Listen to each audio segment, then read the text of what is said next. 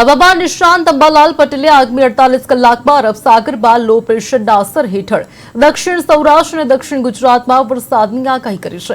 મધ્ય ગુજરાતમાં કેટલાક વિસ્તારોમાં પણ ભારે ઝાપટા પડી શકે છે। અમદાવાદ અને ગાંધીનગરમાં હળવો વરસાદ અને વાદળિયું વાતાવરણ રહેશે। ઉત્તર ગુજરાતના અરવલ્લી, પંચમહાલ અને સાબરકાંઠા વિસ્તારોમાં પણ હળવો વરસાદ પડી શકે છે। ખાસ કરીને પંચમહાલના કેટલાક વિસ્તારોમાં ભારે વરસાદની શક્યતાઓ જણાઈ રહી છે। 7 નવેમ્બરથી ઠંડા પવન ફૂંકાશે, જે ખેતી માટે અનુકૂળ રહેશે। 10 નવેમ્બરના રોજ વાતાવરણમાં સુધારો જોવા મળશે અને તડકો નીકળશે। 22 ડિસેમ્બરથી આકરી ઠંડી પડવાની શક્યતા છે, પરંતુ ધીરે ધીરે વરસાદથી રાહત મળશે। ડિસેમ્બરના 10 તારીખ 12 તારીખ આસપાસ लगभग 22 का 70 डिग्री सेल्सियस રહેવાની શક્યતા રહે। મહત્તમ તાપમાન 30 डिग्री सेल्सियस आसपास રહેવાની શક્યતા રહે।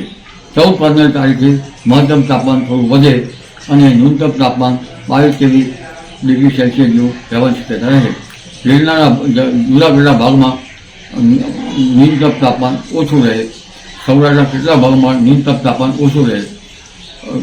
ન્યૂનતમ તાપમાન ઓછું રહેવાથી હવે ઠંડા પવનો લગભગ શિયાળુ પાકને મોસમને સાનુકૂળ રહી શકે અને હવે આ વરસાદમાંથી જલ્દી રાહત મળી અને સૌરાષ્ટ્રના ભાગોમાં પણ વરસાદ થવાની શક્યતા રહે છે।